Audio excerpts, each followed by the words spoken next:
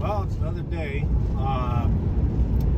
Just, when you drive, of course, you start getting these thoughts of, just thinking during the day, like, or just what the week has been like, with, installs, service calls, and see how you can make everything better. Yeah, as far as, In 10 miles, take exit 143 onto Main Street. Like, sometimes this warranty calls, they come with, new systems or just new products you try, and then they end up,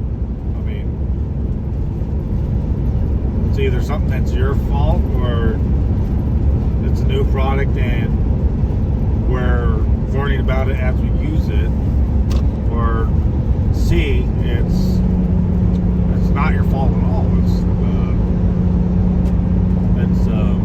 the user's fault.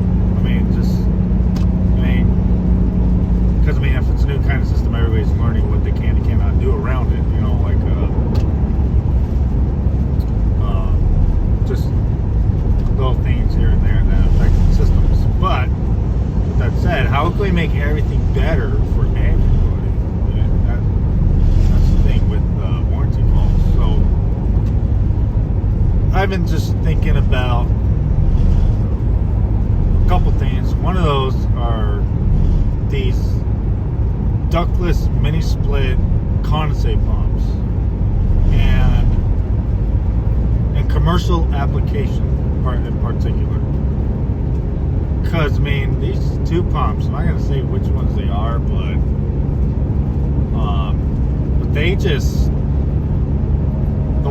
whatever we use this, these condensate pumps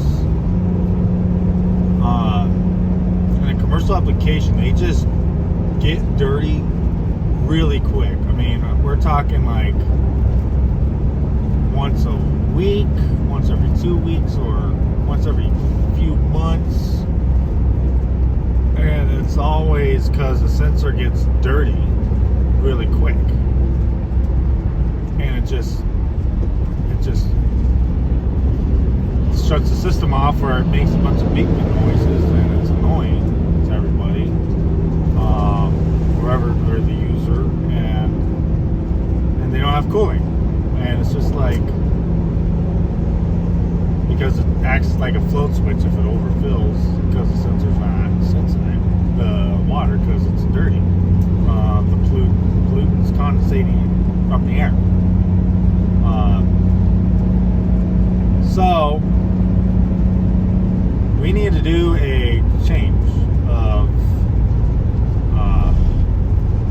what's going on here. Of the type of condensate pump we've been using, because in one instance, or a couple instances, we've had to change a couple of these pumps, which from the main split pump we've been using to conventional condensate pump that we normally use for a standard split system coil or something like that, because it has a mechanical float switch, and that shouldn't give a problem ever. I think it can get dirty and it shouldn't even be a problem, because it's a float switch, for crying out loud. It's mechanical, it goes up and down with the water, and that's, in my opinion, that is the best sensing option for systems for condensate if you need to use a pump. I'll tell you the problem with these condensate pumps for mini splits, they use a sensor, and they're supposed to be maintenance. Some of them say they don't need maintenance. Some of them say they do need maintenance.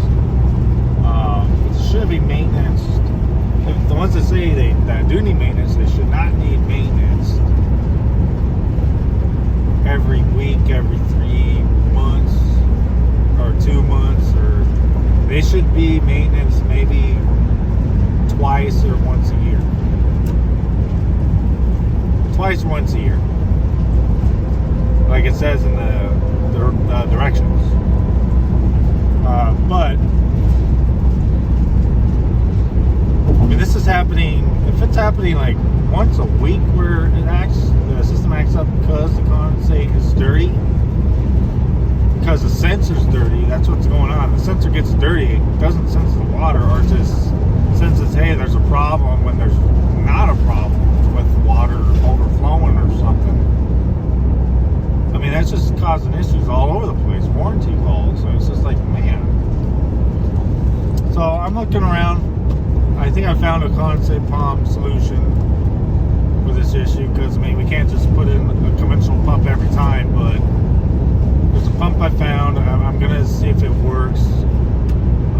Looks like it has a float switch on it, and it's something you can put on a wall, just like a traditional mini split ductless pump. Because I mean, we're done with this. I mean, we're done. The customer's done with this type of pump, because yeah, it's designed for mini split ductless systems, but I mean, in a commercial application, like, come on, like, could you come up with something better than a sensor that's going to get clogged? I mean, the reason I believe they're getting clogged is because of fresh air from the package units being pulled in from outside constantly when the system's on. Or B, I mean, what is in the warehouse? What kind of work do they do? Or what kind of work do they do? In 2 miles, take exit 143 onto Main Street. You could have metal, you can have just, I mean, pet dander or whatever. Like, I mean, you smell it in the air. I mean, the pollutants. I mean, it's gonna do something to the pump. I mean, paint or construction, like, that's gonna do something to the pump. I mean, it's typical things you would do, but you wouldn't think it would affect your AC system, but yeah, it'll affect this one. Those are the kind of pumps that are provided for it. I mean, we got to do better than this. I mean, industry has got to get improved on that. Like, and I think I found a pump to where they were trying to improve, and I'm gonna really push to have this pump being implemented for the company I work for, because I mean, it's just, I'm done with this. It's hot out. You don't want to work in the heat. The customer doesn't want.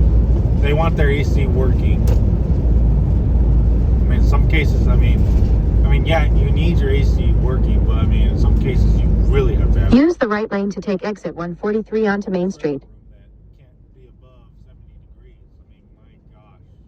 I mean, we gotta have reliable solutions and keep pushing forward. I mean, it's just part of the trade. When you have new stuff coming out, it's all about experimenting and seeing how to take the exit, then turn right onto Main Street. We shouldn't use this for this application anymore. So, I mean, that's how it is with these. In 3.6 miles, take exit 147 onto Bear Valley Road toward Apple Valley. Switch, and I found one. So I'm going to see if we can use it. Get our supplier to get them in, because let our tech support know, because this is just it's just crazy. Just these warranty calls.